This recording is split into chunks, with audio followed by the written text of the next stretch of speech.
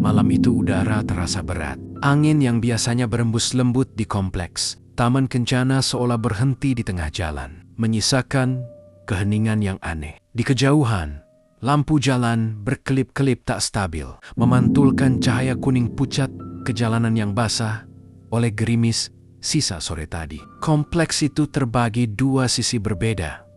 Satu penuh kehidupan, satu lagi tenggelam dalam diam. Blok Meranti di bagian depan kompleks adalah pusat segala keramaian. Warung kopi, minimarket, dan suara tawa anak muda masih terdengar di sana hingga lewat tengah malam. Namun, hanya beberapa blok ke dalam, atmosfer berubah drastis. Blok Mawar, wilayah paling tua di kompleks itu, terlihat seperti dunia lain. Rumput liar menjalar dari pagar ke trotoar. Cat dinding rumah-rumahnya terkelupas. Sebagian bahkan sudah ditelan lumut dan jamur. Beberapa jendela tertutup rapat dengan kayu lapuk, seperti mata yang enggan terbuka. Di antara semua rumah kosong itu, ada satu yang paling terkenal.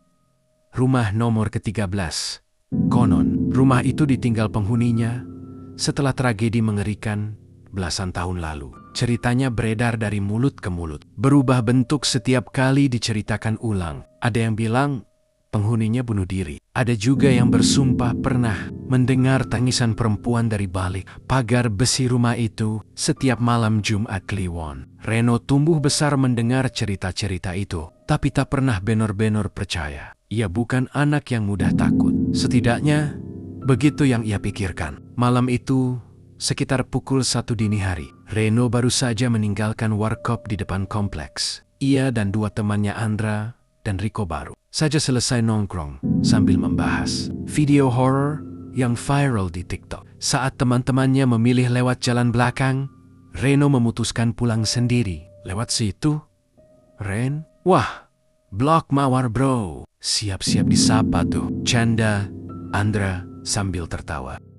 Reno hanya melambaikan tangan, menertawakannya balik. Ia tahu jalan itu memang sunyi, tapi jaraknya paling dekat menuju rumahnya di Blok Melati. Lagi pula, apa yang bisa terjadi? Cuma jalanan kosong anjir, gumamnya. Ia menyalakan earphone, memutar lagu pelan, dan mulai melangkah. Langkahnya bergema lembut di trotoar basah. Sesekali, suara gonggongan anjing terdengar dari kejauhan. Sinar lampu jalan menyorot genangan air, memantulkan bayangannya sendiri. Segalanya terasa tenang, terlalu tenang. Semakin dalam ia melangkah ke area Blok Mawar, semakin terasa hawa dingin yang menusuk kulit. Ia menurunkan volume lagu karena mendadak merasa tidak nyaman. Lampu jalan berikutnya padam, membuat sebagian jalan tertutup kegelapan pekat. Asu.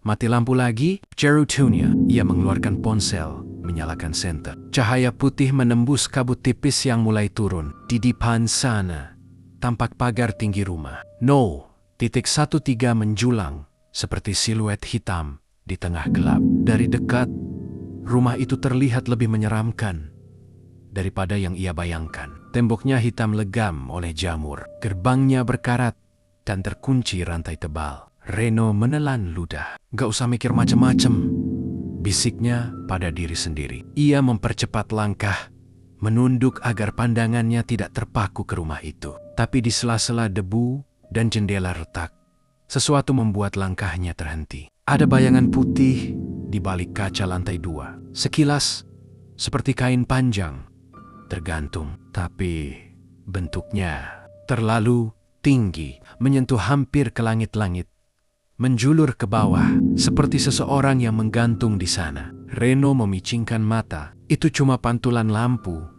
Mungkin, katanya dalam hati. Ia mencoba melangkah lagi, tapi sesuatu dalam dirinya menolak. Perasaannya berkata, ada yang memperhatikanmu. Ia berhenti lagi.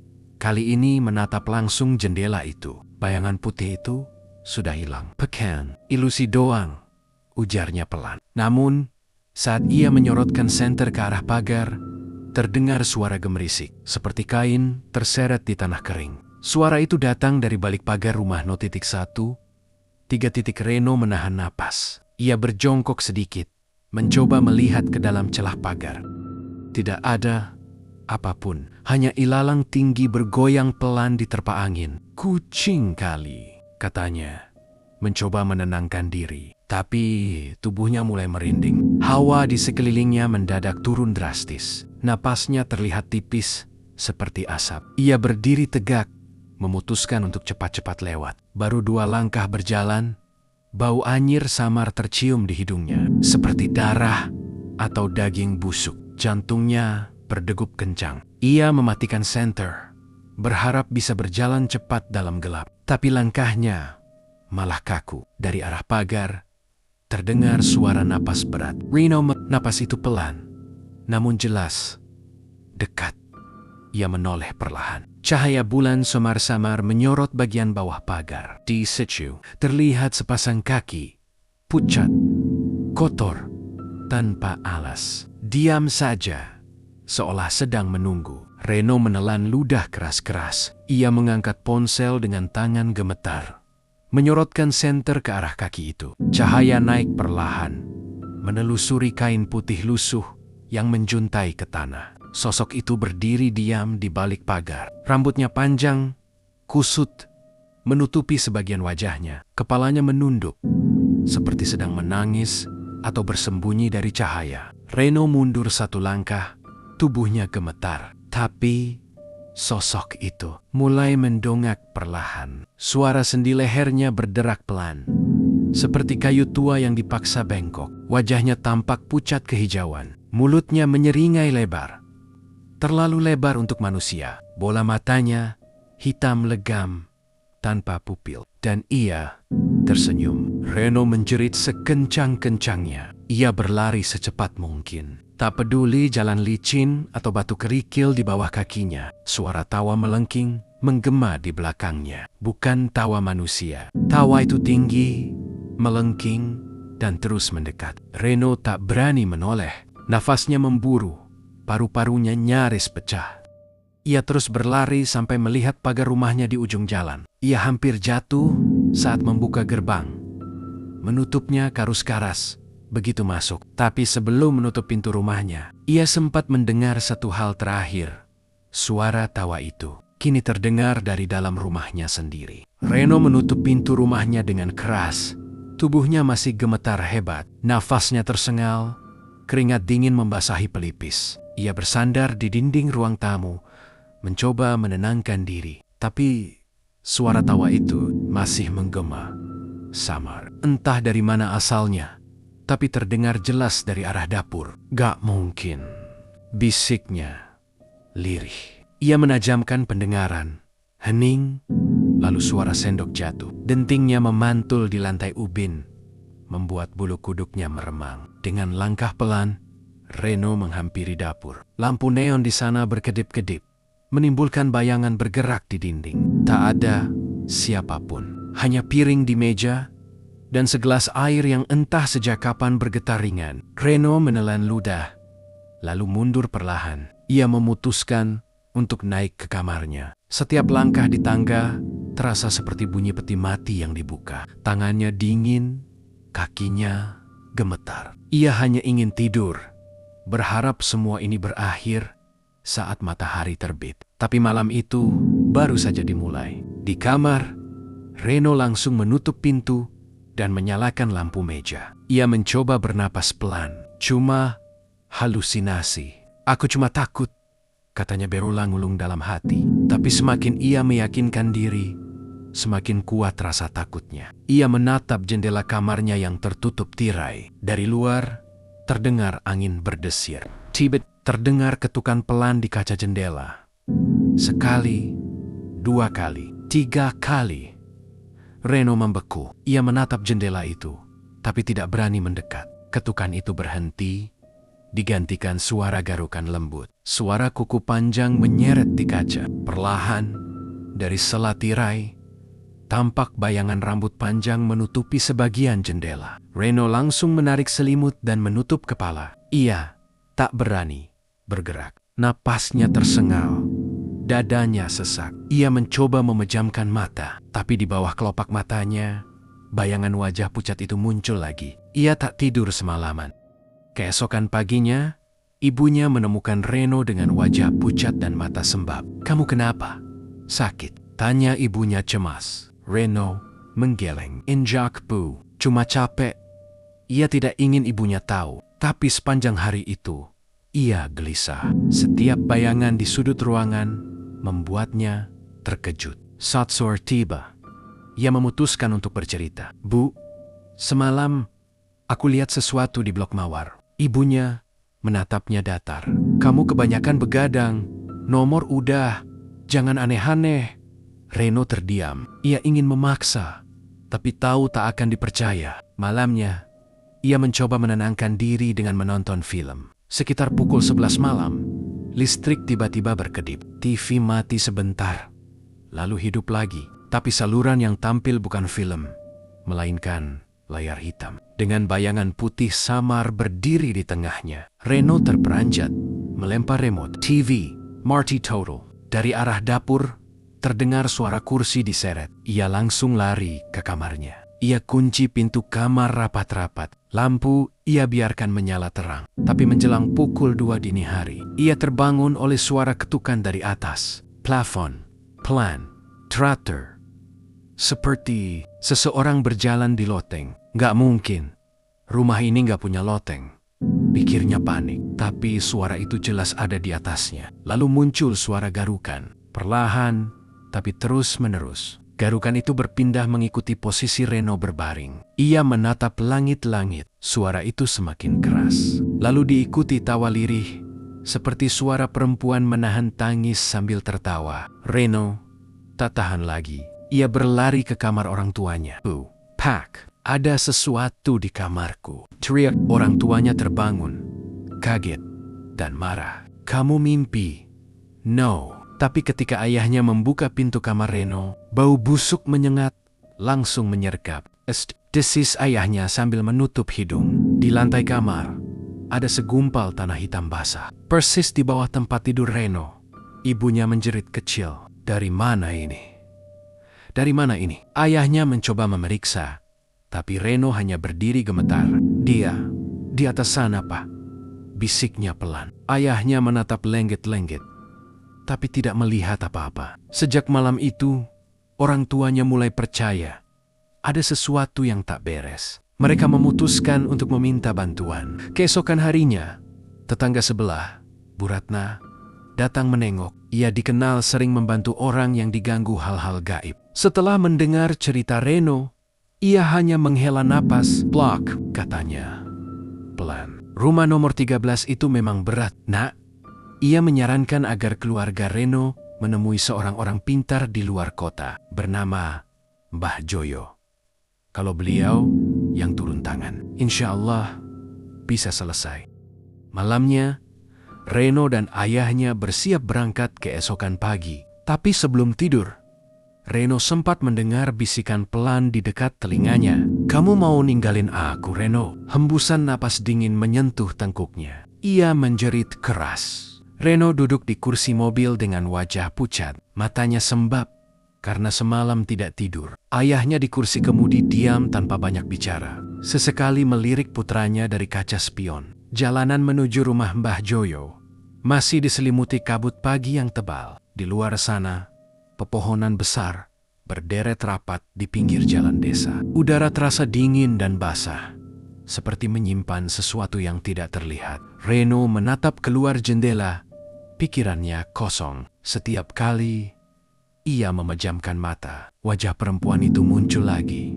Pucat, senyum panjang, dan mata hitam legam. Ia bahkan masih bisa merasakan dinginnya napas sosok itu di tengkuknya. Sabar ya, nomor bentar lagi sampai, ujar ayahnya pelan. Reno hanya mengangguk lemah. Setelah 1 jam perjalanan, mereka tiba di ujung jalan tanah yang menuju rumah. Panggung kayu besar di tepi hutan kecil. Di depan rumah itu, tergantung papan kecil bertuliskan Mbah Joyo, Rukia, dan pengobatan tradisional. Seekor ayam jago berkokok dari kejauhan, menandai pagi yang belum sepenuhnya terang. Begitu mereka turun dari mobil, aroma dupa langsung tercium samar, bercampur dengan bau bunga melati yang pekat. Ayah Reno mengetuk pintu pelan. Tak lama, seorang lelaki tua berambut putih keluar dari balik pintu, mengenakan sarung dan kemeja longgar. Matanya tajam, tapi wajahnya tenang. Kulomba Joyo, katanya datar. Sampean dari blok Mawar, tuh, ayah Reno tampak kaget. Loh, kok tahu mbah? Mbah Joyo hanya tersenyum tipis. Wangi tanahnya ke bawah sampai sini. Mereka dipersilakan masuk. Ruangan di dalamnya remang. Dindingnya penuh gantungan rajah dan botol kaca kecil berisi cairan aneh. Di tengah ruangan terdapat meja kayu tua dengan sebuah kendi tanah liat dan dupa menyala. Reno duduk di hadapan Mbah Joyo, menunduk, sementara ayahnya duduk di sampingnya. Anak iki digandoli, kata Mbah Joyo pelan. Digandoli, Mbah? Tanya ayahnya. Iya, diikuti arwah perempuan dari tempat angker. Dia merasa cocok sama energi bocah iki. Ketakutannya ngundang dia. Reno menatap Mbah Joyo dengan mata bergetar. Dia, perempuan berpakaian putih. Mbah, aku tahu, jawab Mbah Joyo. Dia nunggu di luar rumah ini sekarang. Reno membeku. Mbah Joyo kemudian mengambil segenggam bunga 7 rupa dan menuangkannya ke kendi. Air di dalam kendi itu tampak bergetar, mengeluarkan aroma wangi bercampur amis. Anakmu harus berani. Tak bersihkan dulu raganya. Tapi kalau dia nggak kuat, bisa pingsan. Ayahnya mengangguk berat. Lakukan saja, Mbah. Mbah Joyo mengangkat tangan, mulai melantunkan doa-doa dalam bahasa Jawa kuno. Suaranya berat dan bergetar, bergema di dinding rumah kayu. Reno menandak. Tubuhnya mulai panas. Matanya terasa berat, tapi pikirannya justru semakin jelas. Di ujung pandangan matanya, bayangan putih samar mulai muncul. Perempuan itu berdiri di sudut ruangan. Rambutnya terurai panjang, wajahnya miring, dan senyumnya melengkung sampai ke pipi. Mbah Joyo tetap melanjutkan bacaan doanya tanpa henti. Kamu harus melawan, nak, katanya tanpa berhenti membaca mantra. Kalau takut, dia makin kuat. Reno menatap sosok itu. Kali ini, tanpa menjerit. Ia hanya menatap, menahan air mata, menahan seluruh tubuhnya agar tidak gemetar. Perempuan itu perlahan mendekat. Suara kuku panjang menyeret lantai kayu, membuat bulu kuduknya berdiri. Semakin dekat, semakin kuat aroma busuk darah tercium. Kamu, teman aku sekarang, bisik sosok itu. Reno menutup mata, menggenggam lututnya. Tubuhnya bergetar hebat, tapi ia ingat pesan Mbah Joyo. Jangan tunjukkan takutmu. Aku nggak mau, teriaknya. Tiba-tiba, suara itu menggema, bercampur dengan lantunan doa Mbah Joyo yang semakin keras. Sosok itu menjerit melengking, seperti daging terbakar. Bau dupa berubah jadi bau menyengat, menyesakkan dada. Air di kendi mendidih. Gelembung-gelembungnya memercik keluar. Lalu, tiba-tiba, semuanya berhenti. Hening total. Hanya suara napas berat Reno yang tersisa. Mbah Joyo menatap Reno dengan tatapan tajam. Dia belum mau pergi sepenuhnya. Masih nempel di rumahmu. Reno menandok. Napasnya memburu. Apa? Aku bisa lepas darinya, Mbah. Mbah Joyo mengambil seutas benang putih dari laci kecil. Ini, taruh di bawah bantalmu setiap malam. Tapi ingat, jangan pernah takut lagi. Kalau kamu takut, dia balik. Ayahnya menerima benang itu dan mengangguk hormat. Terima kasih. Mbah, Mbah Joyo menatap Reno lama, lalu berkata, kalau suatu malam kamu mencium bau anyir lagi, jangan lupa diam dan doa dalam hati. Kalimat itu menempel kuat di kepala Reno.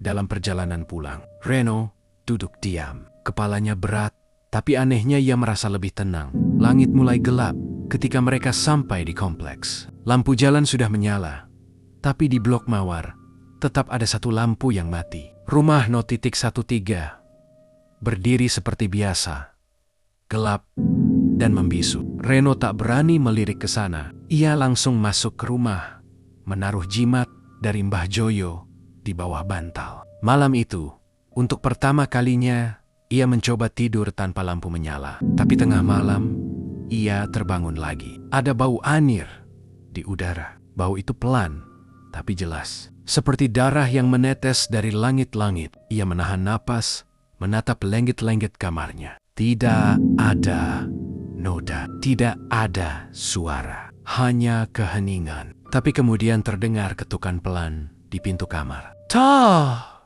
Tah! Reno memejamkan mata ropet-ropet, mengingat pesan Mbah Joyo. Jangan lawan, jangan takut. Umamnya, ketukan itu berhenti. Beberapa menit kemudian, udara kamar kembali normal. Bau anyir hilang. Reno menangis pelan. Bukan karena takut, tapi lega. Ia tahu sosok itu masih ada, tapi kini tak bisa menyentuhnya. Hari-hari berikutnya, rumah menjadi tenang. Tak ada lagi suara dari plafon. Tak ada tanah di bawah bantal. Reno mulai bisa tidur nyenyak dan perlahan menjalani hidup seperti biasa. Namun setiap sore, saat ia berjalan melewati ujung jalan Blok Mawar, matanya tak sengaja melirik ke rumah. No. 1 pintu gerbangnya selalu sedikit terbuka, seolah menunggu seseorang datang. Dan di balik jendela lantai 2 yang berdebu, kadang terlihat sekelebat bayangan putih, hanya berdiri diam, tersenyum,